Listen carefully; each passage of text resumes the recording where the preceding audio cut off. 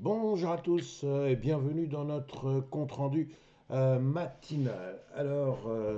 Il s'est passé quand même pas mal de choses hier, notamment du côté des États-Unis et on va voir tout ça dans le détail. Mais alors commençons par le CAC 40 qui décidément ne veut pas franchir le fameux obstacle des 8 260 points.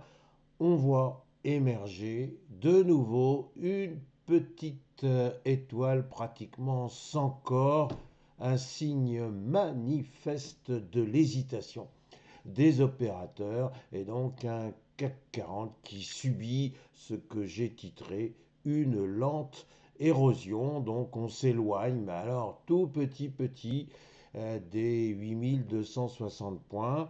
Alors ça veut dire qu'il suffirait de pas grand-chose, il suffirait d'une étincelle pour que l'on puisse repartir à 8 260 points.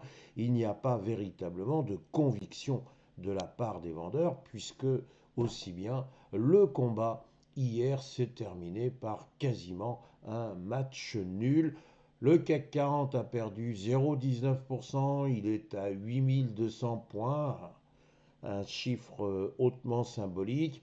Mais bref, il ne veut pas rester là. Alors, est-ce que les grands frères américains vont pouvoir essayer de sortir de l'ornière? Ben, justement, c'est pas si sûr parce qu'on se demande si euh, le S&P 500, ce que l'on va voir, n'a peut-être pas tiré, pour le moment du moins, ses dernières cartouches.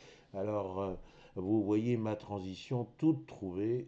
Je vais immédiatement chercher du côté du S&P 500. Alors notre S&P 500, lui, il nous gratifie, figurez-vous, non pas d'une hausse, non pas d'une baisse, mais d'un statu quo absolument parfait, puisque il a réalisé l'exploit de nous faire un 0,0%. Et pourtant, il y avait déjà des nombreux résultats d'entreprise. Alors bon, on a Nvidia, bah, que voulez-vous, on arrive maintenant aux 5 000 milliards de capitalisation, autant dire qu'on n'a jamais vu ça. En revanche, il y a quand même une petite déception du côté de Meta, fameux Facebook, où là, oui, bah non, les revenus publicitaires ne sont peut-être pas tout à fait ceux qu'on escomptait, donc en après-bourse, il y aurait une sanction. En revanche, on va attendre ce soir, et ça c'est important, Apple et Amazon. Donc, est-ce que le fameux iPhone 17 se vend très très bien? Est-ce que Amazon va encore nous gratifier de résultats trimestriels absolument déments, dithyrambiques, bref, trouvez l'adjectif que vous voulez, mais nous sommes effectivement dans le super, dans l'hyper relatif. Voilà ce qu'il faut dire pour les géants de la technologie qui jusqu'à maintenant ont largement soutenu les marchés. Ce qui soutenait aussi les marchés américains et donc notamment le S&P 500, c'était la réunion de la Fed où tout le monde avait déjà prévu à 99,9% qu'il y aurait une baisse des taux. Alors oui, il y a eu une baisse des taux, pas de surprise à ce niveau-là, une baisse des taux de 0,25%. Une petite nuance, une petite nuance, à savoir que il n'est pas tout à fait certain qu'il y ait encore une baisse des taux au mois de décembre. La Fed dit qu'elle est en train de conduire dans le brouillard. Oui, c'est le moins que l'on puisse dire, puisque avec le shutdown, nous n'avons plus de statistiques fiables. Donc la Fed est là, ben, elle avance très très mal. Certains vont même jusqu'à dire que non seulement la voiture est prudente dans le brouillard, mais on se demande même s'il y aurait encore un conducteur, parce que finalement, on a quand même une inflation qui n'est pas dans la boîte des 2%. Et donc, est-ce que c'est bien raisonnable de venir mener une politique de baisse des taux. Alors on sait le bras de fer entre M. Trump et M. Powell, et on sait qui est le plus fort des deux, puisqu'il y en a un qui va bientôt partir et l'autre qui va rester. Mais bon, un certain nombre d'économistes commencent à se poser des questions sur une Fed qui ne ferait pas forcément exactement le bon boulot et qui risque de laisser repartir l'inflation. Donc vous voyez qu'il y a quand même des questions qui se posent vis-à-vis de la politique de la Fed. Alors, il y a aussi autre chose, il ne faudrait pas trop rentrer dans les détails, je n'ai pas le temps.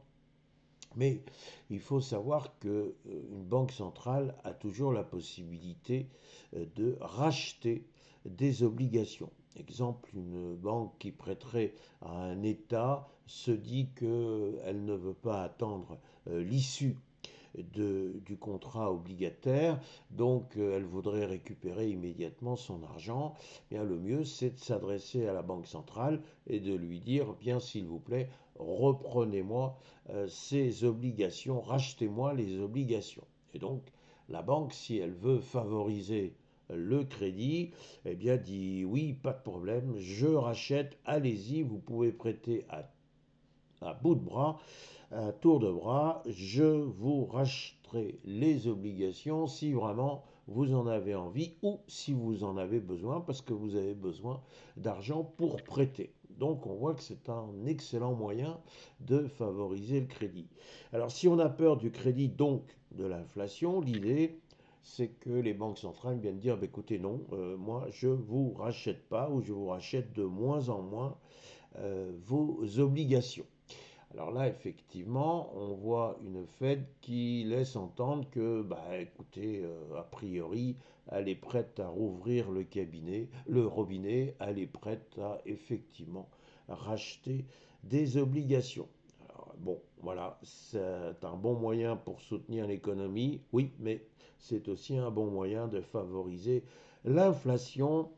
La conduite d'une banque centrale, ça relève de la conduite des plus grands pilotes. Il faut doser en permanence l'accélérateur et le frein, sauf effectivement à déraper si l'on conduit, si l'on poursuit la métaphore du brouillard et de la conduite fine. Alors voilà, où on en est, il va y avoir quand même pas mal de questions qui vont se poser aux opérateurs. Finalement, est-ce que c'est pas une suite de prétextes pour venir dire, eh bien écoutez, il est peut-être temps maintenant de prendre quelques bénéfices. Voilà les réflexions que je voulais vous soumettre. Il ne me reste plus qu'à vous souhaiter une excellente séance, une excellente journée et vous dire à demain.